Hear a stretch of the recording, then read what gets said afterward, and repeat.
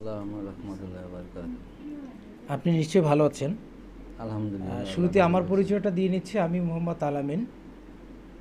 আমার বাবার নাম মোহাম্মদ ফারুক হাওলাদার, আমার দাদার নাম আবুল হোসেন মেম্বার। আজ যাকে নিয়ে আমরা প্রোগ্রামটি করব তিনি আমার সম্পর্কে ছোট দাদা। আজকে তিনি অত্যন্ত গুণীজন। আজকে আমরা তার কাছে কিছু তথ্য জানব। শুরুতেই আমি দাদার কাছে ক্ষমা চেয়ে নিচ্ছি।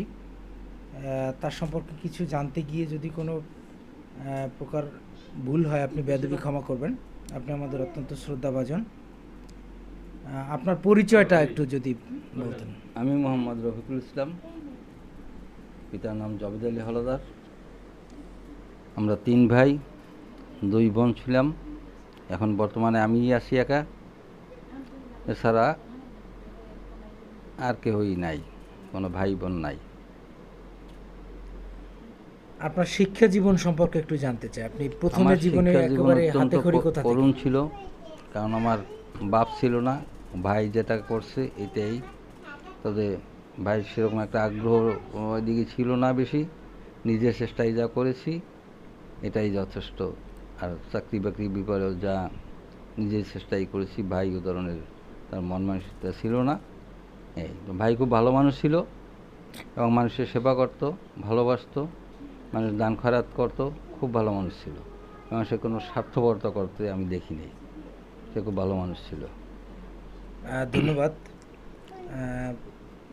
আপনার নানা বাড়ির কোনো স্মৃতি আপনার মনে পড়ে কিনা?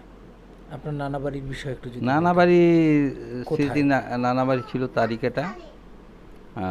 ওই আমার আপনার নানার নাম? আমার নানার নাম ছিল হাজি। আচ্ছা, যাই হোক, আপনার নানা বাড়ি, আপনার মামারা বা তাদের বাড়িতে বেড়াতে গিয়ে কোনো স্মৃতি মনে আছে কিনা ছোটবেলার? ওই সেখানে গেলে ওই মানে ওই তাল আছে না, ওই ইসের গোলের তাল, গোলের যে আটি, ওগুলি খাইতাম টাইতাম, খুব আনন্দ পাইতাম, গাবনা। মাছ ধরতাম। মাছটা ধরতাম, লাফালাফি করতাম, এইসব বেশি একটা ছিল। হ্যাঁ। আপনি কি এখনো সময় পেলে সে বাড়িতে বেড়াতে যান? হ্যাঁ, বেড়াইতে যাই। কারণ তারা আমাকে যে কোনো বিপদ আপদ, যে কোনো সমস্যা হইলে আমাকে ডাকে। আচ্ছা, আপনার বড় ভাই সম্পর্কে আপনার ধারণা কি? বড় ভাই অত্যন্ত গুণীজন গুণীজন ছিলেন এবং সমাজের ভালো একজন সমাজসেবক ছিলেন। সে মানুষকে ভালোবাসতেন, দান খয়রাত বহুত করছেন। এটা তার একটা ভালোই ছিল এবং আমাদের ভাইদের ভিতরে সে কোনো সময় স্বার্থপরতা করে নাই বা কোনো কিছুই করে নাই।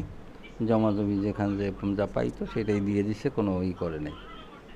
তবে আহ, ভাইয়ের একটু ভুল ছিল, সেটা হইলো সে ওই মানে ছেলে পেলে ভাই ব্রাদার এদেরকে যে সমাজ এস্টাবলিশ করা বা একটা চাকরি বাকরি দেওয়া বা এরকম একটা এই ধরনের অ্যাম্বিশন তার চিন্তা ভাবনা তার ছিল না। ওই আমরা যেখানে যা পাচ্ছি যতটুকু যা কামাই করি সেইটাই।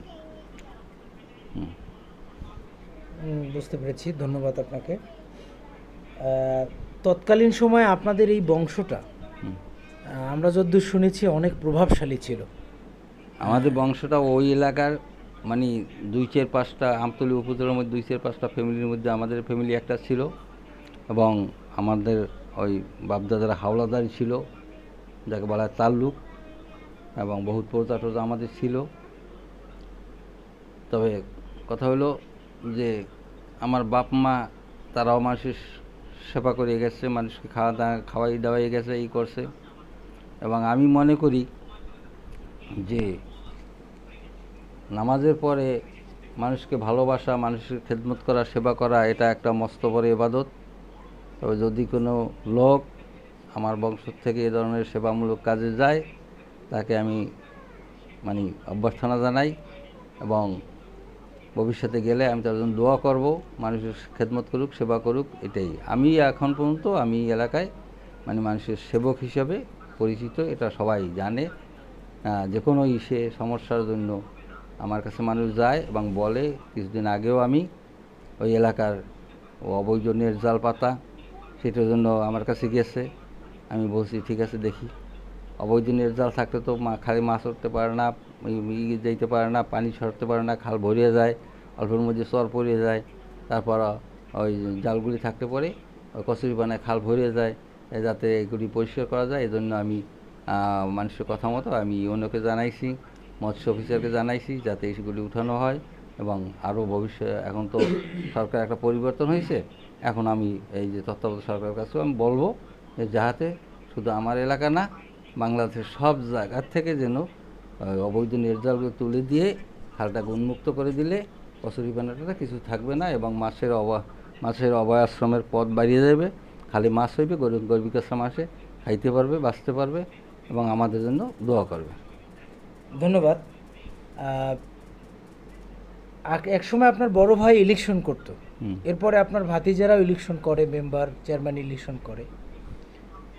কোনো একটা প্রজন্ম কিংবা আমরা হতে পারে আজকে আমাদের এই প্রজন্ম থেকে আরও 10 প্রজন্ম পরে সামনে তারা যদি কেউ ইলেকশনে আসে, এলাকাবাসী তাদেরকে কেন ভোট দেবে? এলাকাবাসী ভোট দেবে, ভোট তো চাইলেই পায় না।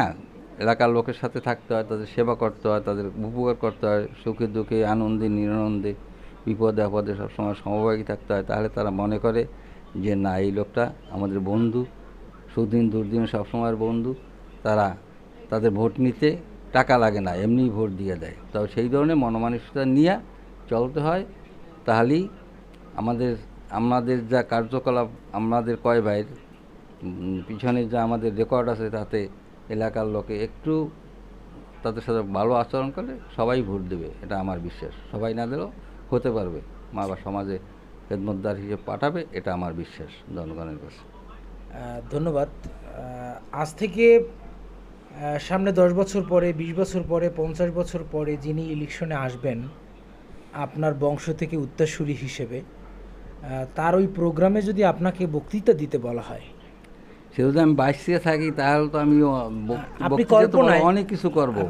আমি তো, আমার কল্পনাই, আমার চিন্তা ভাবনাই এটা, আমার ফ্যামিলির থেকে সেবক হোক, মানুষের সেবা শুশ্রূষা করুক, মানুষের উপকার করুক। মানুষকে উপকার করলে, মানুষ খুশি থাকলে আল্লাহ খুশি থাকে। মানুষের উপকার হইলে মানুষ খুশি থাকে এবং আল্লাহ সেই উচিলে মানুষকে অনেক বিপদ আপদ থেকে উদ্ধার করে। ধন সম্পদ চাওয়া লাগে না, আল্লাহ এমনি দিয়ে দেয়। ওই জনসভায় কিংবা একটা হাউজে 50,000 লোক আছে, 20,000 লোক আছে, ইনস্ট্যান্ট আপনি কল্পনায়, আপনি কি আপনার পরবর্তী প্রজন্মের যে প্রতিনিধি নির্বাচনে আসবে তার জন্য আপনি স্পষ্ট করে জনগণের কাছে ভোট চাইবেন কিনা? আমি বাইসে থাকলে তো চাবো, বাইসে না থাকলে আর কি রকম। আপনার এই মেসেজটাই নাও থাকেন, আপনি তাহলে ওই সময়ের জনগণের জন্য কি বার্তা রেখে যেতে চান?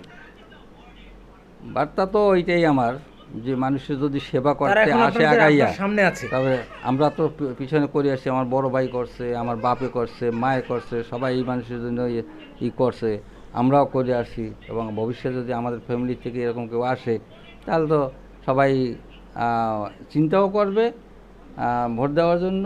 এবং আমারও তাদের কাছে অনুরোধ থাকবে যাতে তারা সবাই আগাই আসে, আমার ফ্যামিলি একটা লোককে সমাজের সেবা করার জন্য, মানুষের খেদমত করার জন্য যাতে সুযোগ দেয়, এর চেষ্টা এবং দোয়া আমার থাকবে ইনশাল্লাহ। ধন্যবাদ। আপনার বংশে আরও 5 পুরুষ পরে এই ভিডিওটা চিরঞ্জীব থাকবে অনলাইনের যুগে। সেক্ষেত্রে কোনো ছোট্ট বাচ্চা কিংবা যারা যুবক বয়সী কিংবা যারা সংসারী করে এমন বয়সী, এই 3 শ্রেণীর জন্য আপনার কি কি নসিহত থাকবে? যারা ছোট্ট তাদের প্রতি আপনার কি নসিহত? আমার বড়দের কাছে নসিহত থাকবে এইটা, যারা থাকবে পরবর্তী প্রজন্ম যারা আসবে, তারা যাতে সুশিক্ষায় শিক্ষিত হইতে পারে এবং সমাজে ভালোভাবে চলতে পারে। গাঁজাখোর মদখোরের সাথে যাতে ছেলেমেয়েরা চললে যাতে খারাপ না হয়, সেই দিকে খেয়াল রাখার জন্য আমি অনুরোধ করছি। তারপরে তারা যদি কেউ এইভাবে আসে, তাহলে আমি তাদের জন্য দোয়া করি এবং তারা সাকসেসফুল হয়, এই জন্য ওদের কাছে আমি দোয়া করি। আপনার জীবনে তো অনেক অভিজ্ঞতা, আপনার পুরো জীবনে অনেক অভিজ্ঞতা। এই অভিজ্ঞতার আলোকে আমরা 2 ভাই, আমি মোহাম্মদ আলামিন, আমার ছোট ভাই মোহাম্মদ মুহিবুল্লাহ, এদেরকে বিশেষ কোনো পরামর্শ দিবেন কিনা? আপনার জীবনে তো অনেক অভিজ্ঞতা। তবে আমি অভিজ্ঞতা এইটা দেখছি, মানুষ মন যদি ভালো থাকে ফ্রেশ থাকে, মনের ভিতরে যদি কোনো কুটিলতা না থাকে, তাহলে আল্লাহ তাকে সাহায্য করে, আল্লাহ তাকে হেল্প করে। এবং আমি দেখছি জীবনে বহুত যেইটা আমি আশা করিনি সেটা আমি পাইছি, এবং যেই সব বিপদ থেকে বাঁচার কথা না সেটা থেকে আমাকে আল্লাহ বাঁচাইছে। পাকিস্তান আমলে একটা ঘটনা সব বলি। পাকিস্তান আমলে ওই পটুয়াখালীর রাজা মিয়া ছিল ওই লাইট হাউসের মালিক, তাকে এবং একটা রিক্সাওয়ালাকে আর্মিতে গুলি করে চলে আসে আমাকে ধরছে। আমি সেই আর্মির কাছে পিস্তল নিয়ে গেছি, পিস্তল নিয়ে তারপর আবার ও মাপ টাপ চাইছি ই করছে, আবার তাকে পিস্তল ছিনে ফেরত দিছি। আমি জানতাম না যে ওইখানে 2টা খুন করে আসছে, কিন্তু ওর সাথে যে সে আমাকে হেল্প করছে অনেক করে, তারপর সেই পিস্তল নিয়ে গেছে।